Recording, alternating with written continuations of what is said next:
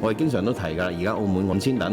樓宇係超過30年樓齡。國務院喺上星期都公布咗一份係城市更新15規劃一個文件，佢裏邊都有提出咗有一啲主要嘅方向，就係存量提質、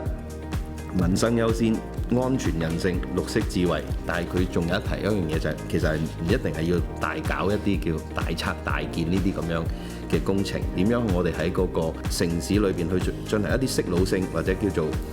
適宜性，即係兒童啊，或者係一個無障礙改造方面啊，或者喺我哋一啲叫基礎建設嘅方面，去社區裏邊咧去進行一個改造咧，係能夠去提升翻我哋城市整體嗰個生活品質。一方面亦都係可以改善到我哋嘅環境，另一方面我相信對於係去促進翻我哋本地一個經濟方面，亦都係有相當大嘅一個作用。點樣去建立翻我哋一個房屋全生命週期安全管理一個制度？其實我會覺得喺政府、社會以至議會咧，大家都係好着緊。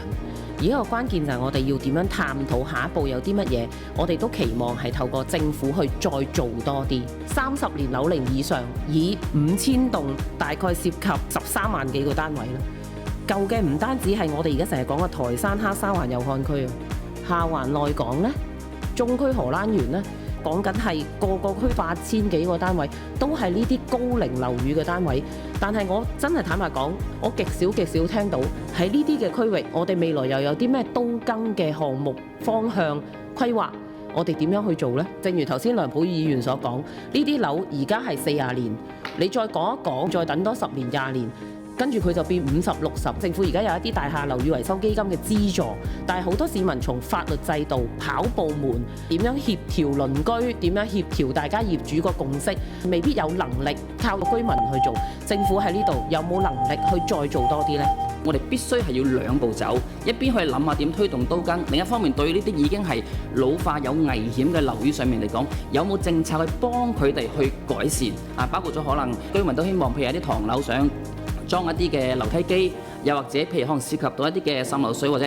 佢個外牆上面唔美觀嘅情況，即係有冇條件去幫佢哋去優化？而呢個優化唔係一棟樓嘅，係需要成片成區嘅。喺佢嘅社區上面嚟講，而家透過一啲資源上面嘅一個嘅投放，令到佢會有一個好好嘅一個社區經濟出嚟嘅效果。每一個樓宇都有佢嘅生命週期，都更只係城市規劃嘅其中一個單元，佢係要不斷咁循環去做。我哋除咗透過都更公司去做一啲重建工作之外呢，其實土地工務局喺重組咗之後呢，亦都強化咗我哋喺道路渠務嘅職能，街道美化工作我哋嘅參與度亦都高咗，亦都會配合翻有關於社區改善嘅啲工作啦，未必需要大拆大建。我哋可以透過改善社區嘅基礎建設啦，透過樓宇維修啦，亦都可以達到都更嘅效果啦。樓宇維修基金申請嘅手續嘅問題或者牽頭嘅問題，我諗房屋局會日後加強有關嘅宣傳嘅工作。但係我覺得無論點都好啦，政府同社會係要互動嘅，我哋亦都會透過社區組織嘅合作咧，共同去推動樓宇維修嘅工作。我哋會希望日後土地工務局、房屋局以至到各個社區嘅團體咧，同我哋共同合作，一齊推動有關樓宇維修嘅工作。我哋亦都會吸取第二啲地方嘅一啲經驗啦，從而去就澳門實際嘅情況去做。喺呢度，我希望表一個態就，我諗政府係有決心去做呢一樣嘢。